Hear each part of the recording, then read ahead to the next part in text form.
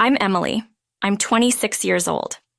I've been dating my boyfriend, whom I met through an online game, for exactly 1 year.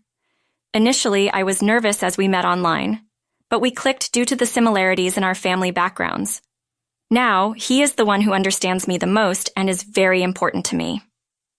We were invited to an outdoor party hosted by his friend, and we decided to attend together. It was a barbecue at the cabin owned by his friend's father. Everything tasted delicious, and his friends, whom I met for the first time, their wives and girlfriends were all wonderful people. Initially, I was nervous, but by the time we left, I was completely at ease. On the way back, suddenly, he stopped the car and started to talk. "What did you think about my friends? They are all very nice people. I'm glad I could get along with them and had fun. Thank you for taking me there." "Really? I'm glad. You know, I hope we can keep having fun like this, preferably as husband and wife. What do you think?" I was surprised. Was that a proposal? Of course, my answer is yes. It's like a dream. We were so excited. In the heat of the moment, we decided, let's have our wedding there, and headed to a memorable hotel. This is the first place he brought me to on our first drive date when we had just started dating. It's a quiet hotel in the mountains, and from the restaurant, you can see the lake in front of the hotel. Not only was the view stunning, but there was also a couple having their wedding at that time, and he remembered me saying how lovely. We both agreed that we would like to have our wedding at that hotel. But as soon as we arrived, our hopes were dashed. It is indeed a secluded hotel, but it is famous for its high status. At the moment, we were returning from an outdoor event dressed casually in t-shirts and jeans, sneakers, and carrying backpacks. It was clear that we weren't fitting into the upscale atmosphere of this hotel.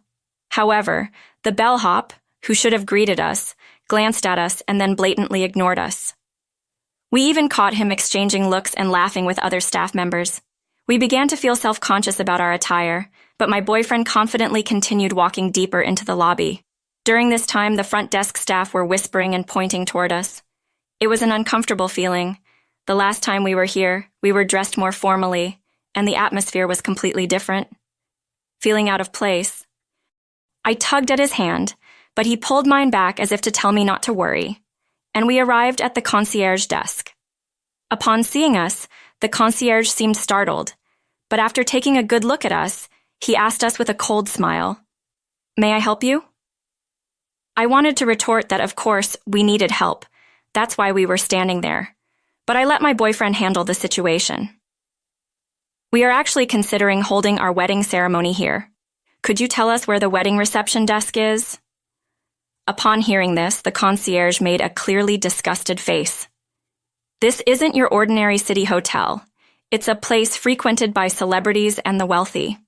I don't think it's the kind of place where people like you would hold a wedding." "I'm aware. We've been here before. We love the view and thought it would be great to hold our ceremony here. As I said, this isn't a place where people like you would have a wedding." "What do you mean by that? Can you just connect us to the wedding reception desk?" I could sense his frustration growing as his voice raised. I gently squeezed his hand to calm him down. The concierge continued, "What I'm saying is, this hotel is not a place for poor people like you. Please leave immediately." "What? The poor? Did he just call us poor?" This concierge just called us poor despite his polite phrasing. He just called us poor. I was ready to tell him off for his snooty attitude, but I decided to let my boyfriend handle this. "Did you just call your customer poor? What's wrong with the staff training at this hotel? Sir, I must ask you to leave this lobby immediately, as it is getting dirty. It's causing an inconvenience to the other guests. Cut it out already. We're just asking for a wedding consultation. Can't you at least let us look around without any hassle? A tour? A wedding? You've got to be kidding. Even if you worked your whole life and saved every penny, you couldn't afford a wedding here. A tour would be a complete waste of time, wouldn't it? Hey, that's enough. Let's go home. The other customers are watching too. Emily, just stay out of it. This hotel won't do if they can't get it together. They need to act properly." Ah, he's flipped his switch. He hates injustice so much that he's ruthless when dealing with people who act unfairly. Generally, this only stirs up animosity and heats things up. How did you learn customer service? You're supposed to be a specialist as a concierge, right? Is it acceptable to treat us the way you just did?" "What? What are you talking about?" At that moment, a voice came from behind. "What's going on here?" Apparently, the manager came over, thinking we were causing a disturbance. "We're simply asking to be shown around because we're interested in having a wedding here," he replied stoically. Just like the other staff, the manager gave us a top-to-bottom once-over, chuckled dismissively, and said, "I'm afraid a wedding at our hotel might be out of your reach." The concierge joined in after hearing his words. "That's exactly what I told him, but they won't leave, and it's causing a problem. It's a disturbance to our other guests for you to be in the lobby for such a long period. I'm sorry, but I think it's best if you give up on the wedding and please leave." "Hold on a second, we were just asking to look around because we're interested in having a wedding here. Isn't it okay if you just show us around?" "Sir, I am the manager of this hotel. If you continue to loiter here," he gestured to call security. "So what do we need to do to be able to look around?" "Well, if you were to buy the hotel and become the owner, that's not going to happen, but..." At his words, I was on the brink of losing it, thinking, what the heck is he talking about? But he just said, "I see. So that's how it is, the owner, huh?" And started to ponder. Just then, security started to approach us, so I grabbed his hand and urged him to leave. As we walked away with our backs to the manager, he started giving instructions to the concierge. "Contact the cleaning staff. The lobby has been completely dirtied. Have it cleaned immediately." What the heck was dirty? In my mind, I cursed.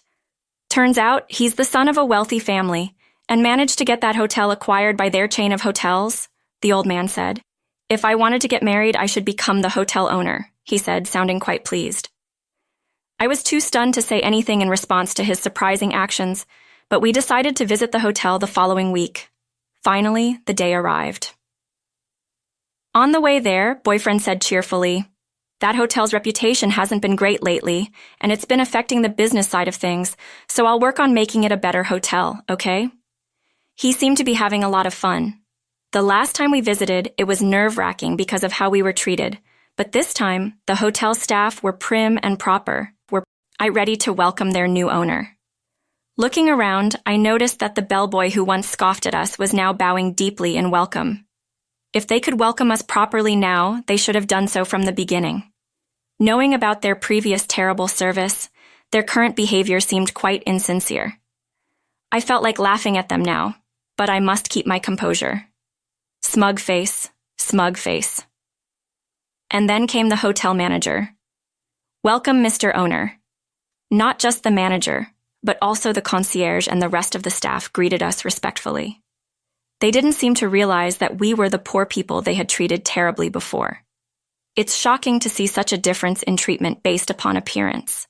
The way they changed their attitude so quickly is honestly appalling, but it's a good lesson for me. And so, we were shown to the owner's suite.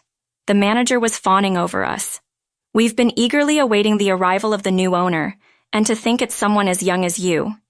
It's truly impressive that you are the owner of this hotel at your age.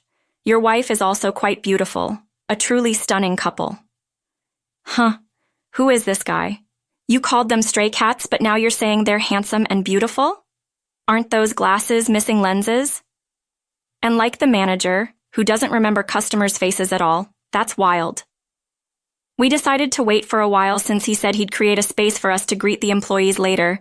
When the manager left us to prepare, I said, "What's up with that manager? He doesn't know anything about us, does he? Handsome and beautiful?" Seriously, it seems like he didn't notice at all. It's kind of impressive in that way. LOL. Well, he looks enthusiastic, so I guess it's fine if he does what he wants. Is it okay for that guy to be the manager? I know, don't worry, I've thought about it. While having this conversation, it was time. He went to the hall where the employees were gathered. "I have become the owner of this hotel. I know you may be uneasy since I'm young, but the headquarters will manage the business firmly, so please rest assured.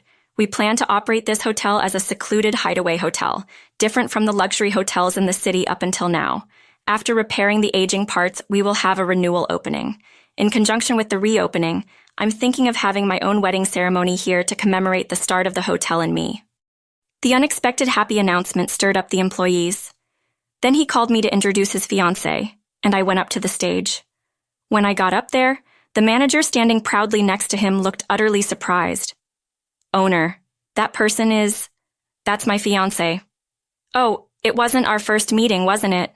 You didn't recognize me either, did you?" At his direction, I was dressed in a t-shirt, denim, and sneakers like the last time we visited the hotel. If I had worn a dress and heels, he wouldn't have noticed, but just by changing my clothes, he seemed to remember me right away. Seriously, this manager seems to judge people solely by their clothes. Looking around, the bell staff and front staff who laughed at us that day were staring at us with wide eyes. The concierge, oh, he's looking pale and his eyes are darting around. It seems like he finally remembered us this time. My boyfriend, who confirmed the situation, continued talking to the employees who were clueless about what happened that day. Actually, we visited this hotel the other day, and at that time, we were both dressed like her. Now, I got her approval for my proposal, so I was over the moon when we came here, thinking we wanted to have our wedding here. The bellboy. "Ah, that's you, right? You ignored us without even saying welcome and laughed at us." The front desk staff were pointing and whispering about us. The concierge. "You didn't listen or pay attention when we said we wanted to have our wedding here, and you told us poor people should go home." "The worst was you, the manager." "Actually, I recorded our conversation from the middle of it. I'll let everyone hear it." The recording of the exchange with the manager played. The employees started murmuring with disbelief on their faces.